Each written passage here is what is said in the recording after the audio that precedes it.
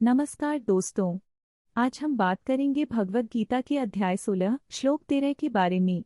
इस श्लोक में हमें अहंकार, बल, दर्प, काम और क्रोध के दुष्प्रभावों के बारे में बताया गया है। यदि आप हमारे वीडियो को पसंद करते हैं तो कृपया लाइक करें और हमारे चैनल को सब्सक्राइब करें।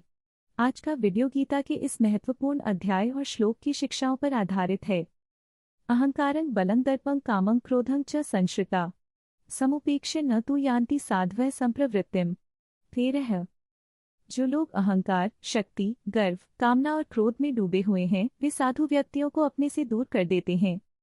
भगवद गीता के इस श्लोक में भगवान श्री कृष्ण हमें यह सिखाते हैं कि जब कोई व्यक्ति अहंकार, शक्ति और गर्व में लिप्त होता है तो वह अपने चारों ओर के साधु व्यक्तियों को नजरअंदाज करता है।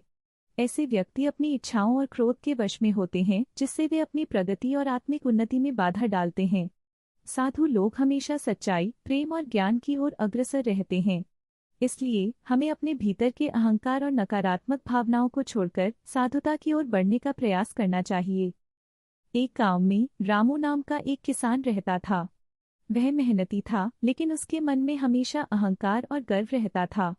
मैं सबसे अच्छा किसान हूँ, वह सोचता था। उसकी यह सोच उसे अपने गांव के अन्य किसानों से दूर कर रही थी। एक दिन गांव में एक साधु आए। वे सभी को प्रेम और शांति का पाठ पढ़ा रहे थे। रामू ने साधु को देखा और सोचा, ये क्या जानते हैं? मैं तो सबसे बड़ा हूँ, लेकिन साधु की बातें उसकी आत्मा को छू गईं। साधु ने कहा, जो अहंकार में रहता है वह कभी सच्चा सुख नहीं पा सकता। रामू ने कहा, पर मेरे पास तो सब कुछ है। साधु ने मुस्कुराते हुए कहा, सच्चा बल तो विनम्रता में है। रामू ने सोचा, क्या सच में? तब उसे एक चुनौती का सामना करना पड़ा। उसकी फसल खराब हो गई।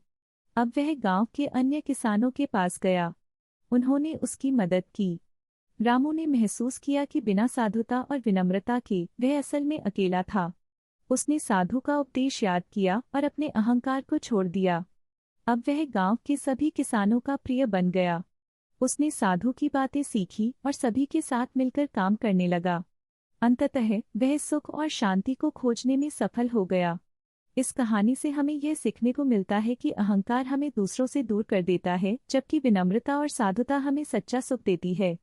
अगर आपको यह कहानी पसंद आई तो कृपया लाइक करें और हमारे चैनल को सब्सक्राइब करें।